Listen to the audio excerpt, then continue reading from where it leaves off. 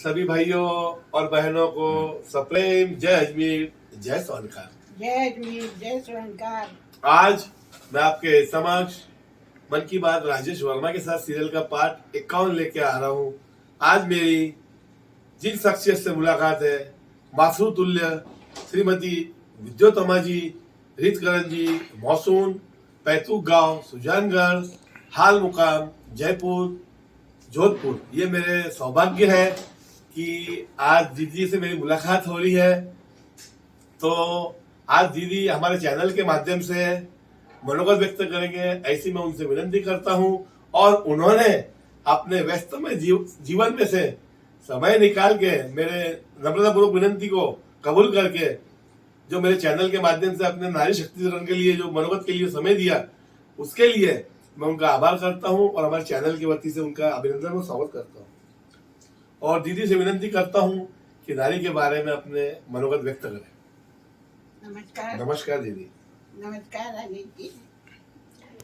मुझे बड़ा हर्ष हुआ जिस दिन आपने मुझे ये सूचना दी कि आप पधार रहे हैं, जलगांव से पधारे हैं और यहाँ मुझसे मिलने आ रहे हैं, बातचीत करने आ रहे हैं। बहुत अच्छा लगा। जलगांव और महाराष्ट्र से बहुत पुराना और बड़ा लंबा नाता है मेरा। मराठी भाषा भी आती है। बहुत अच्छी। और बचपन में मराठी विद्यालय में पिताजी ने शिक्षा दिलवाई थी प्राथमिक तक, इसलिए मराठी भाषा समझती हूँ। और जलगांव, पुणे, अमरावती और कहाँ कहाँ नहीं, कम से कम 20 स्थानों पर महाराष्ट्र में हमारा भ्रमण हुआ है। वैसे तो 18 राज्यों के कम से कम 150 स्थानों पर हम लोग पति पत्नी दोनों गए हैं, सामाजिक महाधिवेशनों में, महिलाओं के कार्यक्रमों में और कई तरह के कार्यक्रमों में। और मेरा बचपन से महिला सशक्तिकरण के प्रति इतना लगाव रहा है, उसका कारण मैं बताना चाहती हूँ कि माता जी मेरी अध्यापिका थी और उन्होंने बचपन से हमें महिलाओं के कथाएं सुनाई। पिताजी मेरे समाज से इतना जुड़े हुए थे कि अजमेर में वे संस्थापक अध्यक्ष थे समाज के। 14 वर्षों तक निरंतर रहे। मुझे ले जाते, वहाँ कविताएं बुलवाते, भाषण दिलवाते। वहाँ से आरंभ हुआ। उसके बाद विवाह के पश्चात पतिदेव ऐसे मिले, वे भी समाज से जुड़े हुए। सामाजिक कविताएं बनाना, सामाजिक रूढ़िवादिता को दूर करना और समाज की कुरीतियों को समाप्त करना, इन सब के लिए लगे हुए थे। तो उनका मार्गदर्शन, उनका साथ, उनका सहयोग, जहां हम जाते थे दोनों साथ जाते थे।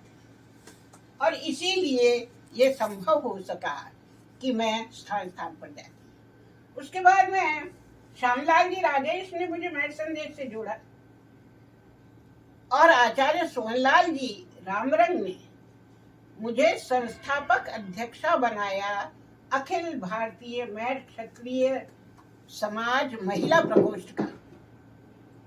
और उसके माध्यम से कम 15 जगह, इससे भी अधिक, मैं स्थान स्थान पर गई, महिला प्रकोष्ठों की स्थापना करवाई और जहां पहले से चल रहे थे उनका मार्गदर्शन किया।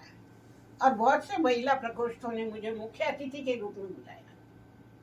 और महाराष्ट्र के नासिक में जो पहली परिवार विवरण पुस्तिका बनी थी, उसका लोकार्पण मेरे हाथ से करवाया। ये मेरे लिए बड़े सौभाग्य की बात थी। और एक बात बताऊं कि वहां से ही मुझे प्रेरणा मिली महिलाओं के लिए एक पत्रिका निकालने की। मैं महिला दीप नाम, संभवतः आप लोगों ने सुना होगा। मैं उसकी कुछ प्रतियां भी आपको दूंगी देखने के लिए। सन 95 से आरंभ किया और सन 2015 में उसका समापन कर दिया आयु वृद्धि के कारण। अब इतना नहीं होता था और सब कुछ हम दोनों पति पत्नी ही करते थे। तो उसमें महिलाओं को रचना के लिए इतनी प्रेरणा मिली। इतने हमारे पास पूरे भारत से कविताएं, कहानियां, निबंध, और संस्मरण और बहुत सी चीजें आती। हमने प्रतियोगिताएं आयोजित करवाई और उनके पुरस्कार कैसे देते थे? रुपए नहीं भेजते, वरन उपयोगी पुस्तकें भेजते थे पुरस्कार के रूप में। और बहुत प्रतियोगिताओं में भाग लिया और उसका वो होता था। फिर उसमें हमने व्यवसाय का मार्गदर्शन भी किया, पत्रिका में चिकित्सा का मार्गदर्शन भी किया और उसमें व्यंजनों की बात भी रखी। तो विभिन्न प्रकार की सामग्री उसमें हम समाहित करते थे, प्रतिभा परिचय भी देते थे। और उसमें हमने भेदभाव नहीं रखा, पुरुषों के भी रचनाओं को स्थान मिलता था, क्योंकि पुरुष के बिना ये सृष्टि कैसे चल सकती है? पुरुष के बिना हम आगे कैसे बढ़ सकते हैं?